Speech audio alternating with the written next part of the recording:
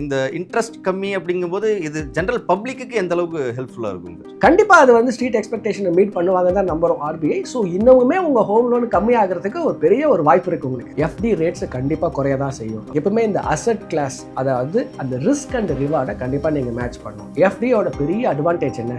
Guarantee. அந்த கேரண்டியும் சேஃப்டியும் இருக்கிற மாதிரி என்ன அசட் கிளாஸ் இருக்குது? உங்களுக்கு சிறந்தது, ஒரு ரீட்டைல் இன்வெஸ்டருக்கு சிறந்தது எது அப்படின்னாக்கா, ஆர்பிஐயோட மானிட்டரி பாலிசி கமிட்டி அதில் ஒரு 25 பேஸ் பாயிண்ட்ஸ் அப்படின்றது வந்து ரொம்ப முக்கியமாக பார்க்கப்படுது. இந்தியா இன்னைக்கு பார்த்தீங்கன்னாக்கா 5th லார்ஜஸ்ட் எக்கானமி. நிறைய எக்கானமிஸ்ட் என்ன ப்ரெடிக்ட் பண்ணுறாங்கன்னாக்கா, ஆர்பிஐயோட கைடன்ஸ் என்ன அப்படின்னாக்கா, ஆக்சுவலி இப்போ நம்ம இன்ட்ரெஸ்ட் வந்து கம்மியாகும் அப்படிங்கும்போது நம்ம இதுக்கு ஆப்போசிட்டாக தானே இன்ஃப்ளேஷன் கொஞ்சம் அதிகமாகிறதுக்கு பாசிபிலிட்டி இருக்கு இல்லைங்க? முக்கியமாக இன்ஃப்ளேஷன் டார்கெட் வந்து 4.2% கொடுத்துருக்காங்க. 4% வந்து எப்படி அச்சீவ் பண்ணுவாங்க, இதுக்கு எப்படி ஹெல்ப் பண்ணும் அப்படின்றது தான் என்னோட திரும்பவும். ஆயில் ப்ரொடியூசிங் கண்ட்ரிஸ் யாரும் ஸ்டாப் பண்ணலை, சப்ளையை பெருசாக ஸ்டாப் பண்ணலை. ஸோ மது அப்படின்னு சொல்லக்கூடியது, அந்த ஆல்கஹால் அது இன்னும் ஜிஎஸ்டிக்குள்ளே வரல, அது வெளியே தான் இருக்குது. ஆனால் அதோட டேக்ஸ் பார்த்தீங்கன்னாக்கா அதிகமான ஒரு வரும். பெட்ரோல் டீசல் ஜிஎஸ்டிக்குள்ளே வருமா? ஜிஎஸ்டிக்குள்ளே வந்துச்சுன்னாக்கா அது இப்போ அடுத்து வந்து பேங்க்ல இருந்து நிறைய எஃப்டி வச்சிருக்கவங்க எல்லாம் வெளியில கிளம்ப போறாங்கன்னு நினைக்கிறேன் சார், இல்லைங்களா? கண்டிப்பாக எஃப்டியில இருந்து கொஞ்சம் நிறைய பணம் ஏதோ ஒரு இடத்துக்கு வருது அப்படின்னாக்கா, அந்த மார்க்கெட்டோட விலை டைரக்ட் பெனிஃபிஷியரி அப்படின்னு சொன்னாக்கா, இந்த ஒரு மானிட்டரி பாலிசிலேயே 2 டைரக்ட் பெனிஃபிஷியரி. ரிஃப்ளெக்ட் மணி நேயர்களுக்கு வணக்கம். நான் பிரவீன் சென். இன்னைக்கு வந்து ஃபினான்ஸ் எக்ஸ்பர்ட் சதீஷ்குமார் சாரை வந்து நம்ம மீட் பண்ண வந்திருக்கோம். Hi sir. வணக்கம் சார். வணக்கம் சார். ஆக்சுவலி இன்னைக்கு ஆர்பிஐயோட மானிட்டரி பாலிசி கமிட்டி அதில் ஒரு 25 பேஸ் பாயிண்ட்ஸ் அப்படின்றது வந்து ரொம்ப முக்கியமாக பார்க்கப்படுது. அதில் உங்களுடைய டேக் என்ன சார்? ஆக்சுவலி இது எதிர்பார்த்தது தான். இது கண்டிப்பாக ஃபெப்ரவரியில் ஒரு 0.25%, ஏப்ரலில் இன்னொரு ஒரு 0.25% எக்ஸ்பெக்டேஷன், மார்க்கெட் எக்ஸ்பெக்டேஷன். இது இன்றைக்கி புதுசாக வந்திருக்கிற அந்த ஒரு ஆர்பிஐ கவர்னர் சஞ்சய் மெல்ஹோத்ரா, அவர் 0.25% ரிடக்ஷன் ரெப்போ ரேட்டில் கொடுத்துருக்காரு. பாலிசி ஸ்டாண்ட் பார்த்தீங்கன்னா ஆர்பிஐ இது நியூட்ரல் தான் இருக்குது.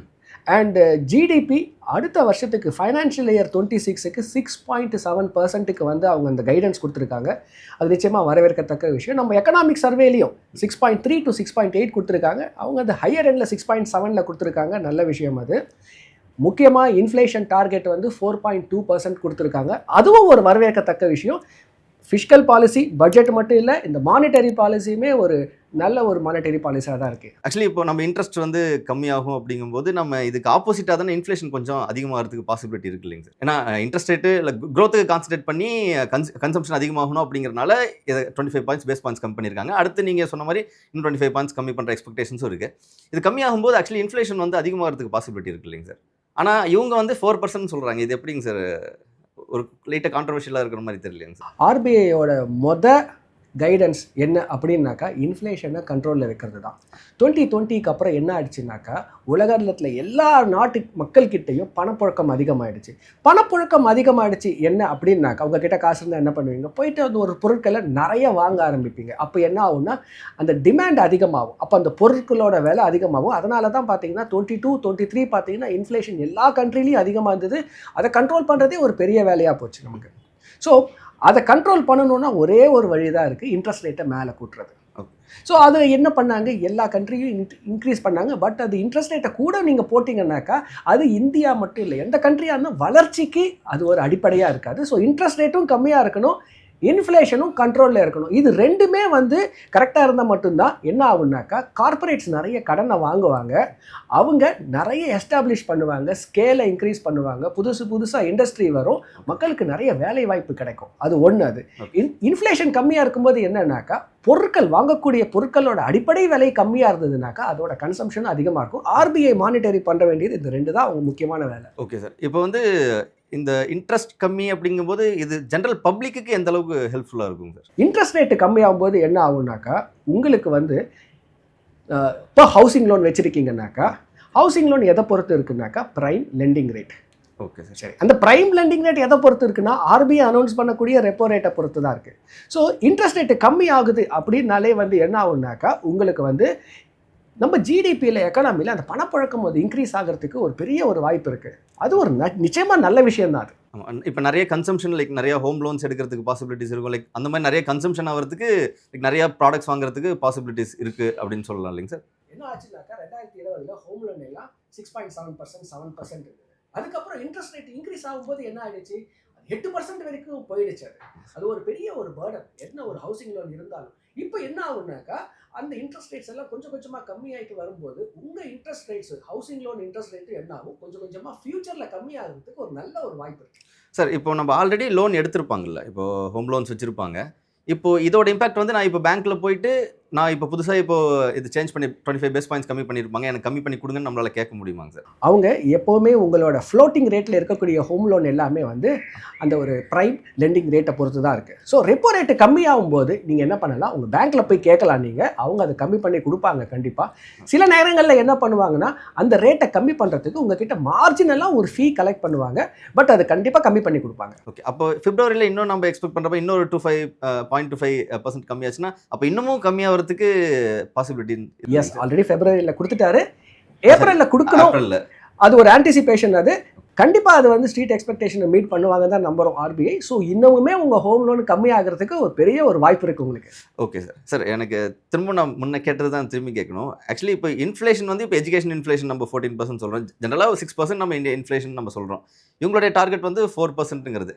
நம்ம பொதுவாக வந்து ஒரு விலைவாசி ஏற்றம் அப்படின்னாலே பெட்ரோல் விலை ஏறிச்சுன்னா விலைவாசி எல்லாம் ஏறுதுப்பா அப்படின்றது நம்ம ரெண்டையும் ஒத்தி வச்சு தான் நம்ம வந்து பேச முடியுங்க சார். இப்போ இன்ஃப்ளேஷன் இவங்க அடுத்து 4% டார்கெட் பண்ணுறாங்க அப்படின்னா பெட்ரோல் விலை வந்து இந்த செஸ் இந்த மாதிரி டாக்ஸஸ்லாம் கம்மி பண்ணி ஜிஎஸ்டிக்குள்ளே கொண்டு வரதுக்கு தான் பாசிபிலிட்டிஸ் இருக்குமாங்க சார்? பெட்ரோல் விலை அது இண்டிபெண்ட்டாக இன்டர்நேஷ்னல் மார்க்கெட்டில் அந்த கச்சா எண்ணெய் விலை என்ன விலை இருக்குதோ அதை பொறுத்து என்ன பண்ணுறாங்க, இந்த ஓப்பன் மார்க்கெட்டில் அவங்க ஒரு விலையை நிர்ணயிக்கிறாங்க. சரி, ஆனால் கண்டிப்பாக இன்டர்நேஷ்னல் மார்க்கெட்டில் விலை ஏறிச்சுனாலும் என்ன ஆகுனாக்கா இன்ஃப்ளேஷன் கண்டிப்பாக எகிறோம். பிகாஸ் இன்றைக்கி வந்து ஃப்ரூட்ஸாக இருக்கட்டும், வெஜிடபிள்ஸாக இருக்கட்டும், ஆயிலாக இருக்கட்டும், எந்த ஒரு டிரான்ஸ்போர்ட்டுமே எதில் போயிட்டுருக்குனாக்கா லாரியில் தான் போயிட்டுருக்கு. ஸோ டீசல் விலை ஏறிச்சுனாக்கா டிரான்ஸ்போர்ட்டேஷன் காஸ்ட் ஏறிடும். டிரான்ஸ்போர்ட்டேஷன் காஸ்ட் ஏறிச்சுன்னா எண்டு ப்ரைஸ் ப்ராடக்ட் அது கண்டிப்பாக விலை ஏறிடும். அது கண்டிப்பாக ஒரு இம்பேக்ட் இருக்கத்தான் செய்யும் அது. ஆனால் கவர்மெண்ட் என்ன பண்ணுவாங்க, அவங்க ஒரு கொஞ்சம் சப்சிடரி கொடுத்து மானிட்டைசேஷனை கொடுத்து அவங்க அந்த ஒரு ப்ரைஸை கொஞ்சம் கொண்டு வரத்துக்கு ஒரு வாய்ப்பு இருக்குது. பட் இப்போ வந்து ப்ரைஸை ஸ்டெபிலைஸ் ஆகி தான் இருக்குது இன்டர்நேஷ்னல் மார்க்கெட்டில். அப்படி ஒன்றும் யாருமே இந்த ஆயில் ப்ரொடியூசிங் கண்ட்ரிஸ் யாரும் ஸ்டாப் பண்ணலை, சப்ளையை பெருசாக ஸ்டாப் பண்ணலை.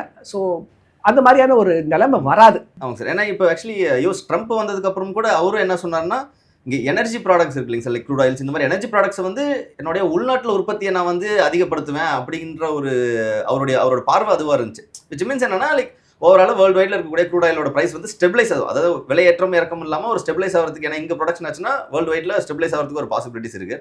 அது ஒன்றுங்க சார். இன்னொன்று நம்மளுடைய விலையேற்றம் அப்போது அங்கே ஒரு ஸ்டெபிலைஸ் ஆகுது. இன்னொன்று இங்கே வந்து 4% நம்ம வந்து கொண்டு வந்துடுவாங்க இவங்களுடைய ப்ரெடிக்ஷன், லைக் இவங்க எக்ஸ்பெக்டேஷன் வச்சுருக்காங்க விலைவாசியை வந்து 4%க்குள்ளார. அப்போ இங்கே நாம் வந்து அதை கொண்டு வரணும்னா நேரடியாக இந்த பெட்ரோல் டீசல் இது கூட தொடர்புடைய விலைவாசிக்கு இதோட தொடர்புடையதில் இதுக்கு ஜிஎஸ்டிக்குள்ளே கொண்டு வந்தால் தான் அந்த 4% அச்சீவ் பண்ண முடியுன்றது நிறைய ஃபினான்ஸ் எக்ஸ்பர்ட்டோட ஒரு கருத்து. ஏன்னா இல்லாமல் 4%க்குள்ளே கொண்டு வரது வந்து ரொம்ப கஷ்டம் அப்படின்ற மாதிரி பார்க்குறாங்க சார். ஏன்னா நான் ஏன் இதை திருப்பியும் அழுத்தி கேட்குறேன்னா, விலைவாசியோட எப்போ விலைவாசி நம்ம பேசினாலும் அது வந்து பெட்ரோல் டீசல் விலை உயர்ந்துச்சுன்னா உடனே விலைவாசி லாரி சங்கமெல்லாம் எல்லாம் வந்து போராட்டம் பண்ணுவாங்க, அடுத்து அவங்களும் விலை ஏற்றுவாங்க. இப்போ ஓவராலாக வருது. எனக்கு இந்த 4% வந்து எப்படி அச்சீவ் பண்ணுவாங்க, இதுக்கு எப்படி ஹெல்ப் பண்ணும் அப்படின்றது தான் என்னோட திரும்பவும் அதை பற்றி இன்னும் கொஞ்சம் டீட்டெயிலாக சொன்னீங்கன்னா கொஞ்சம் நல்லாயிருக்கும் சார். பெட்ரோல் டீசல் ஜிஎஸ்டிக்குள்ளே வருமா? ஜிஎஸ்டிக்குள்ளே வந்துச்சுனாக்கா அது நம்ம கன்சியூமருக்கு ஒரு நல்ல விஷயமா இருக்குமா, இன்ஃப்ளேஷனை கீழே கொண்டு வரத்துக்கு ஒரு உதவியாக இருக்குமா? ஜிஎஸ்டி அப்படின்றது பார்த்தீங்கன்னாக்கா இன்றைக்கி ஒரு ஜிஎஸ்டி கவுன்சில் அவங்க டிசைட் பண்ணுறது தான். அந்த ஜிஎஸ்டி கவுன்சிலில் பார்த்தீங்கன்னா ஸ்டேட் ரெப்ரசன்டேட்டிவ் இருப்பாங்க, சென்ட்ரல் ரெப்ரசன்டேட்டிவ் இருப்பாங்க, கன்சென்சஸை கொண்டு வரணும் அவங்க. இன்னைக்கு மெஜாரிட்டி ஆஃப் த ப்ராடக்ட்ஸ் என்ன பண்ணிட்டோம், நம்ம ஜிஎஸ்டிக்குள்ளே கொண்டு வந்துட்டோம். ஜிஎஸ்டிக்கு வெளியே ஒரு சில ப்ராடக்ட்ஸ் இன்னமும் வெளியே இருந்துகிட்டு இருக்கு. அந்த ப்ராடக்ட்ஸுக்கான டேக்ஸஸ், அந்த மேக்ஸிமம் ஜிஎஸ்டியில் வைக்கக்கூடிய டேக்ஸ் பார்த்தீங்கன்னா லக்ஸரி டேக்ஸஸ் ஆனால் 28%. ஜிஎஸ்டிக்கு வெளியே இருக்கக்கூடிய ஒரு ப்ராடக்ட்ஸு ஒன்று இதை விட அதிகமான ஒரு ப்ராடக்ட்ஸாக தான் இருக்கும். ஒரு உதாரணத்துக்கு பார்த்தீங்கன்னாக்கா மது அப்படின்னு சொல்லக்கூடியது அந்த ஆல்கஹால் அது ஒன்றும் ஜிஎஸ்டிக்குள்ளே வரல, அது வெளியே தான் இருக்குது. ஆனால் அதோட டேக்ஸ் பார்த்தீங்கன்னாக்கா அதிகமான ஒரு வரி அது. ஸோ அதனால தான் அதை உள்ளுக்குள்ளே இதை கொண்டு வரல. அதே மாதிரி ஒரு சில பொருட்கள் இருக்குது, ஒரு சில அத்தியாவசிய பொருட்கள் இருக்குது, ஒரு சில லக்ஸரியான ஒரு பொருட்கள்ஸும் இருக்குது அது. So GST council, state representative, central representative, it is a very long decision அது. சார் இப்போ ஆர்பிஐயோட இந்த மானிட்டரி பாலிசி கமிட்டியோட மீட்டிங்ல அந்த 25 பாயிண்ட் பேஸ் பாயிண்ட்ஸ் நம்ம அதை பற்றி தான் பேசிட்டு இருந்தோம். இப்போ அதில் வந்துட்டு இன்ட்ரெஸ்ட் ரேட் குறையும் போது இப்போ கண்டிப்பாக எஃப்டிலையும் வந்து அதோட இன்ட்ரெஸ்ட் ரேட்டும் கம்மியாகும் இல்லைங்க சார். ஆக்சுவலி இப்போ அதோட டெக் நீங்கள் எப்படி பார்க்குறீங்க? பீப்புளோட மைண்ட் செட் எப்படி இருக்குன்னு நீங்கள் நினைக்கிறீங்க சார்? எஃப்டி ரேட்ஸ் கண்டிப்பாக குறைய தான் செய்யும். இன்னைக்கு பாருங்கள், டெவலப்டு கண்ட்ரீஸை எடுத்துக்குங்க 2%, 2.5%. ஜப்பான் எடுத்துக்குங்க 0%. ஸோ நம்ம இன்றைக்கி ஒரு டெவலப்பிங் கண்ட்ரி, கண்டிப்பாக நம்ம வந்து ஒரு டெவலப்டு கண்ட்ரியை நோக்கி போயிட்டுருக்கோம். எஃப்டி ரேட்ஸ் இதே மாதிரி ஒரு 7%, 6.5% தொடர்ந்து இருக்குமானா இருக்காது. ஆனால் இது உடனே சரியுமானா அதுவும் சரியாது. ஓகே, எப்போ நம்ம வந்து இன்ஃப்ளேஷன் டார்கெட் ஒரு 4.2% இருக்கோ, ஆக்சுவல் இன்ஃப்ளேஷன் ஒரு 5% கூட இருக்கலாம். ஸோ உங்களோட எஃப்டி ரிட்டர்ன்ஸ் அந்த ஒரு 5.5-6% வரைக்கும் இருக்கிறதுக்கு ஒரு பெரிய சான்ஸ் லாங் டேர்மில். ஒரு ஷார்ட் டேர்மாக இப்போ ரெப்போ ரேட் ஒரு 0.25% கம்மியாக இருக்குது, ஏப்ரலில் இன்னொரு ஒரு 0.25% கம்மியாக இருக்குனாக்கா, ஒரு 3 மாதம் கழிச்சு என்ன பண்ணலாம்னாக்கா, மேஜாரிட்டி ஆஃப் பெரிய பேங்க்ஸ் வந்து ஒரு 0.5% எஃப்டியில் கம்மி பண்ணுறதுக்கு ஒரு சான்ஸ் இருக்குது. அது உங்களை இம்மீடியட்டாக பாதிக்காது. எதனாலனா எஃப்டி ரேட்ஸ்ன்றது guaranteed rates till you renew. இப்போ வந்து நீங்கள் ஜனவரியில் எடுத்திருக்கீங்க, அடுத்த ஜனவரி வரைக்கும் உங்களுக்கு 7% எடுத்திருக்கீங்கன்னா 7% ஜனவரியில் வரைக்கும் கான்ஸ்டன்ட், அந்த 7% கேரண்டி உங்களுக்கு. ஸோ என்ன பண்ணுங்க, நீங்கள் ரினிவல் அப்போ இந்த ரிட்டர்ன்ஸ் வருதான்னு பாருங்கள், இல்லை அவங்க என்ன ரினிவல் ரேட்ஸ் கொடுக்குறாங்கன்னு பாருங்கள். அது உங்களுக்கு வந்து ஒரு சாட்டிஸ்ஃபைங்காக இல்லைனாக்கா அதுக்கு சூட்டபிள் ஆல்டர்னேட்டிவ் தங்கமாக இருக்கலாம், இல்லைனாக்கா பாண்ட்ஸாக இருக்கலாம். அதே அசட் கிளாஸில் என்ன பெஸ்ட் ஆல்டர்னேட்டிவ் இருக்குன்னு பாருங்கள். ஏன்னா ஆக்சுவலி எஃப்டியே வந்து நம்ம இருக்கிறதுலே லோவாக கொடுக்குறது எஃப்டி அப்படின்னு தான் நம்ம பார்க்குறோம். இப்போ அதுக்கு ஆல்டர்னேட்டிவ் இன்னமும் வந்து இப்போ இந்த ஏப்ரலுக்கு வந்ததுக்கப்புறம் இன்னமும் ஒரு 0.25 குறைஞ்சது அப்படின்னா அது மைண்ட் செட்டில், பீப்புளோட மைண்ட் செட்டில் என்ன இருக்குன்னா, ஏன்னா இது ஒரு சேஃபாக இருக்கும், கேரண்டீடாக இருக்குங்கிறது தான் நம்ம எஃப்டியில் போடுறோம். சரி, இதுலேயும் கம்மி பண்ணுறாங்களே, இதுலேருந்து ஒரு ரிட்டர்ன் வரும் அப்படின்ற எக்ஸ்பெக்டேஷன் இருக்குது. அப்போ இதுக்கு ஆல்டர்னேட்டிவாக வேறு எது இதில் போகலாம், என்ன பண்ணால் கரெக்டாக இருக்குன்ற மாதிரி உங்களோட டெக் சொல்லுங்கள். எப்பவுமே இந்த அசட் கிளாஸ், அதாவது அந்த ரிஸ்க் அண்ட் ரிவார்டை கண்டிப்பாக நீங்கள் மேட்ச் பண்ணணும். எஃப்டியோட பெரிய அட்வான்டேஜ் என்ன? Guarantee, safety. ஆனால் அதில் கிடைக்கக்கூடிய ரிட்டர்ன்ஸு கொஞ்சம் லோ ரிட்டர்ன்ஸ், அது இன்ஃப்ளேஷனுக்கு ஈக்குவலாக இருக்கும் அது. ஸோ அந்த கேரண்டியும் சேஃப்டியும் இருக்கிற மாதிரி என்ன அசட் கிளாஸ் இருக்குது? இன்றைக்கி AAAன்னு சொல்லக்கூடிய கார்ப்பரேட் பாண்ட்ஸ் இருக்குது. அதுக்கு ஆல்டர்னேட்டிவாக நீங்கள் செக் பண்ணி பார்க்கலாம். பாண்ட்ஸ் அப்படின்னு சொல்லிட்டாலே நிறைய இருக்குது. நிறைய AA bonds, single A bonds, இதெல்லாம் பார்த்தீங்கன்னா ரிட்டர்ன்ஸ் அதிகமாக இருக்கும், ஆனால் ரிஸ்க் அதிகமாக இருக்கும். அது நீங்கள் அவாய்ட் பண்ணணும். நீங்கள் AAA, AA+ பாண்ட்ஸை மட்டும் ட்ரை பண்ணுங்க நீங்கள். ஸோ அதில் உங்களுக்கு எஃப்டியை விட கூடுதலான ரிட்டர்ன்ஸ் கிடைக்கும். நம்பர் 1. நம்பர் 2, எப்பவுமே சேஃப் ஹெவன்னு சொல்லக்கூடிய தங்கம். ஸோ எஃப்டியில் இம்மீடியட் லிக்விடிட்டி இருக்குது. ஸோ இந்த ஒரு ரெண்டுமே பார்த்தீங்கன்னா உங்களுக்கு லிக்விடிட்டியும் இருக்கும் உங்களுக்கு கூடவே. பாண்ட்ஸில் லாக்இன் பீரியட் இருக்குது, கவனமாக லோ லாக்இன் பீரியட் இருக்கிற மாதிரி செக் பண்ணி இன்வெஸ்ட் பண்ணுங்க. இந்தியாவில் பாண்ட் மார்க்கெட் வந்து ரொம்ப கம்மி தானே சார்? ஏன்னா யூஎஸில் வந்து அதிகம், நம்ம இந்தியாவில் வந்து ரொம்ப கம்மியாக. ஏன்னா மேபி அதை பற்றி அவேர்னஸ் இல்லாத இருக்கனால கூட இருக்கலாம். ஏன்னா இங்கே வந்து ரிஸ்க் அதிகமும் இருக்குது, கம்மியாகவும் இருக்குது. பட் ஆனால் எஃப்டியோட ரிட்டர்ன்ஸ் அதிகமாகவும் இங்கே கொடுக்குற பாண்ட்ஸும் இருக்குது. இங்கே வந்து bond market, share market compare பண்ணும்போது இதில் பாண்ட் மார்க்கெட்டுன்னு ரொம்ப கம்மியாக தானேங்க சார் இருக்குது. இது எதனால்? இப்போது பங்கு சந்தையில் இருக்குது, நீங்கள் ஒரு பங்கு வச்சுருக்கீங்க, ஷேர் வச்சுருக்கீங்க, அதை விற்கணுன்னாக்கா ரொம்ப சுலபமாக நீங்கள் அதை லிக்விடேட் பண்ண முடியும். பிகாஸ் அதுக்கான ஒரு மார்க்கெட் இருக்குது, ஸ்டாக் மார்க்கெட் இருக்குது. பட் பாண்ட் மார்க்கெட் அப்படின்றது கிடையாது. நீங்கள் என்ன பண்ணணும்னா, முதல்ல அந்த ஒரு புரோக்கர் ஐடென்டிஃபை பண்ணணும். அதுக்கப்புறம் என்ன பண்ணணும், அந்த ஒரு புரோக்கர் என்ன பண்ணுவார், சூட்டபிள் பையரை ஐடென்டிஃபை பண்ணுவார். அந்த ஒரு பாண்ட் மெச்சூர் ஆகிடுச்சுனாக்கா அந்த கம்பெனி உங்கள் காசை திரும்ப கொடுத்துடும். பட் நடுவில் நீங்கள் எக்ஸிட் ஆகணும்னா கண்டிப்பாக நீங்கள் தான் ஒரு பையர் ஐடென்டிஃபை பண்ணணும். இது ஒரு பெரிய ஒரு இன்கன்வீனியன்ஸ். அது இந்த இன்கன்வீனியன்ஸ்னால என்ன பண்ணுறாங்கனாக்கா நிறைய இன்வெஸ்டர்ஸ் பாண்ட்ஸ் அவாய்ட் பண்ணுறாங்க. முதல் ரீசன். ரெண்டாவது ரீசன், பாண்டு பார்த்தீங்கன்னாக்கா அதுலேயே நிறைய கேட்டகரிஸ், நிறைய கிளாசிஃபிகேஷன்ஸ் இருக்குது.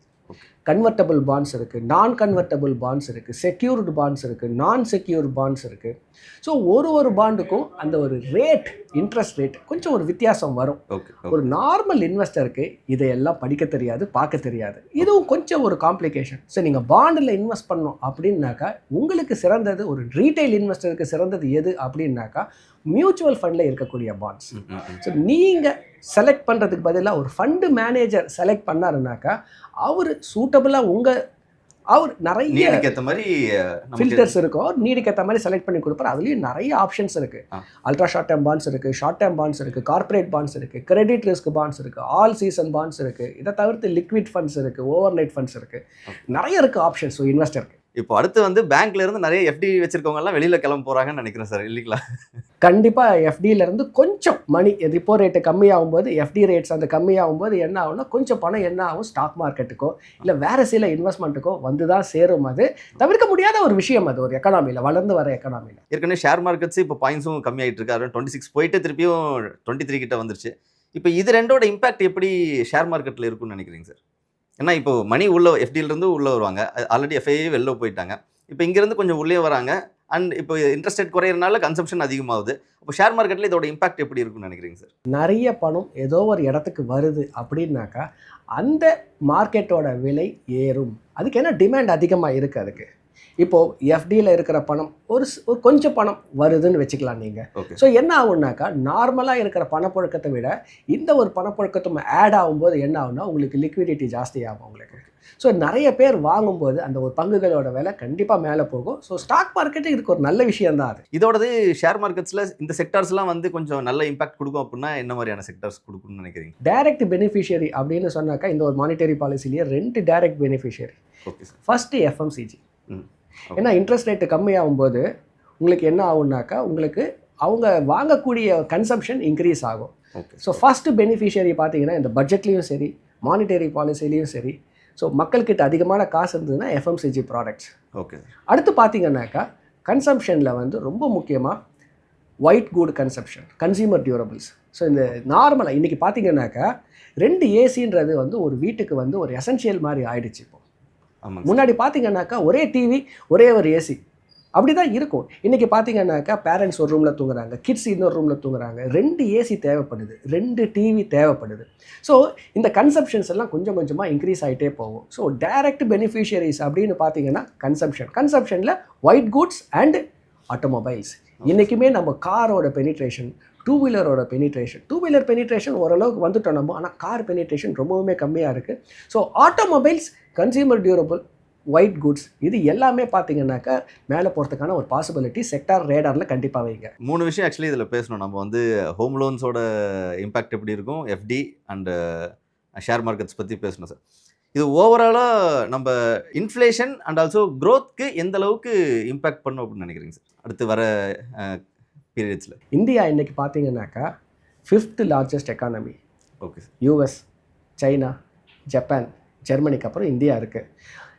2027-28 பார்த்தீங்கன்னாக்கா ஜப்பானையும் ஜெர்மனியும் பீட் பண்ணிவிட்டு 3rd பிளேஸ்க்கு போகிறதுக்கான ஒரு பெரிய ஒரு பாசிபிலிட்டி இருக்குது. அண்ட் நம்ம பட்ஜெட் ப்ரெசென்ட் பண்ணதே பார்த்தீங்கன்னாக்கா விக்ஷித் பாரத் 2047. நம்ம வந்து சுதந்திரம் வாங்கினது 1947. ஸோ 100 வருஷம் நம்ம வந்து ஒரு சூப்பர் பவராக ஆகிடணும், ஒரு டெவலப்டு கண்ட்ரியாக இருக்கணும், அந்த ஒரு விஷனில் தான். ஸோ பட்ஜெட்டாக இருக்கட்டும், ஃபிஸ்கல் பாலிசி, மானிட்டரி பாலிசியாக இருக்கட்டும், இன்ஃப்ளேஷனை கண்ட்ரோல் பண்ணி இன்ட்ரெஸ்ட் ரேட்டை கொஞ்சம் கம்மியாக வச்சு இந்தியாவை வந்து ஒரு ஜிடிபி இன்றைக்கி பார்த்தீங்கன்னாக்கா 6.7%. அதுதான் கைடன்ஸு ஃபைனான்ஷியல் இயர் 26க்கு. ஆனால் இன்றைக்கி இருக்கிற பணப்புழக்கம் அந்த ஒரு 1 lakh crore என்ன பண்ணியிருக்காங்க, அந்த ஒரு வரி விலக்கு, அது கவர்மெண்ட்டுக்கு லாஸு, அது மிடில் கிளாஸு கையில் இருக்கக்கூடிய காசு 1 lakh crore. அதில் 80% என்ன பண்ணுறோம் ஸ்டாட்டிஸ்டிக்ஸ் படி அவங்க திரும்ப அதை செலவு பண்ணி எக்கனாமிக்குள்ளே தான் வரப்போகுது. அது ஸோ அது என்ன பண்ணணுன்னாக்கா மல்டிப்ளேயர் எஃபெக்டை இந்த ஜிடிபிக்கு கொண்டு வரும். ஸோ 6.7%மே இன்னும் மேலே போகிறதுக்கான ஒரு பாசிபிலிட்டி கண்டிப்பாக பிரகாசமாக தான் இருக்குது. ஏன்னா ஆக்சுவலி லாஸ்ட் டைம் அந்த பட்ஜெட்டில் இருக்கும்போதே டைரக்ட் அண்ட் இன்டைரக்ட் டேக்ஸ் மூலிமா நாங்கள் வந்து 1 லட்சம் கோடி வரதை வந்து நாங்கள் வந்து ஃபோர்கோ பண்ணிட்டோம் அப்படின்றது நிர்மலா சீதாராமன் கடைசியாக ஃபினிஷிங் டாக்கே இதுதான் சார் இருந்துச்சு. அப்போது இதை மேட்ச் பண்ணுறதுக்கு இந்த இன்ட்ரெஸ்ட் ரேட் கம்மி பண்ணுறது வந்து அது க்ரோத்துக்கு வந்து லைக் ஈடு கொடுக்கும் அப்படின்னு நினைக்கிறீங்களா? கண்டிப்பாக. ஏன்னா இந்த அமௌண்ட் பெருசு இல்லைங்க சார், 1,10,000 கோடி சம்திங் மென்ஷன் பண்ணாங்க.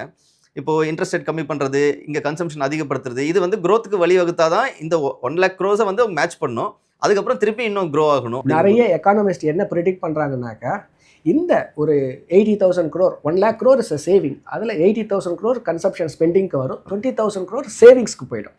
ஸோ அப்படி தான் வந்து மக்கள் என்ன பண்ணுவாங்க, நிறைய காசு இருந்தால் சில பேர் சேமிப்பாங்க, நிறைய பேர் ஸ்பெண்டு பண்ணுவாங்க. ஸோ அந்த 80,000 crore வரும்போது என்ன ஆகும்னாக்கா டிமாண்ட் இன்க்ரீஸ் ஆகும். இன்றைக்கி பார்த்தீங்கன்னாக்கா எல்லாருக்குமே கெப்பாசிட்டின்னு இருக்குது. இன்றைக்கி திடீர்னு வந்து ஒரு ஃபேமிலியும் போயிட்டு ஏதோ ஒரு எக்ஸ்ட்ரா ஏசி வாங்க ஆரம்பித்தாக்கா அந்த ஏசி மேனுஃபேக்சர் பண்ணுற பிளான்ட்டுக்கு ஒரு 1 லட்சம் அதுதான் கெப்பாசிட்டினாக்கா திடீர்னு 2 லட்சம் பண்ணணும்னு என்ன பண்ணுவாங்க, எக்ஸ்பேன்ஷன் நடக்கும். ஸோ அந்த எக்ஸ்பேன்ஷன் நடந்ததுனாக்கா இன்னும் நிறைய பேருக்கு வேலை வாய்ப்பு கிரியேட் ஆகும், அது ஆப்பர்ச்சுனிட்டிஸ். ஸோ அந்த மாதிரி வந்து ஸ்கேலில் நம்ம வந்து கன்சியூம் பண்ண ஆரம்பிக்கும் போது 6.7% இல்லை, நிறைய எக்கானமிஸ்ட்டு அப் டு 7.2 7.3 வரைக்கும் போகிறதுக்கு வாய்ப்பு இருக்குது. ஆனால் இது அடுத்த வருஷம் நடக்குமா அப்படின்னாக்கா இல்லை. ஓகே ஓகே இதுக்கு ஒரு 2 வருஷம் டைம் எடுத்துக்கும் இது. Sir, thank you so much. ஏன்னா இதிலிருந்து ஒரு கிளியரான ஒரு எக்ஸ்ப்ளனேஷன் வேணும் அப்படிங்கிறதுக்காக தான் அது உங்கள்கிட்ட தான் பேசணும் அப்படின்னு நினச்சோம். And thank you so much for valuable information sir. Thank you sir. நன்றி.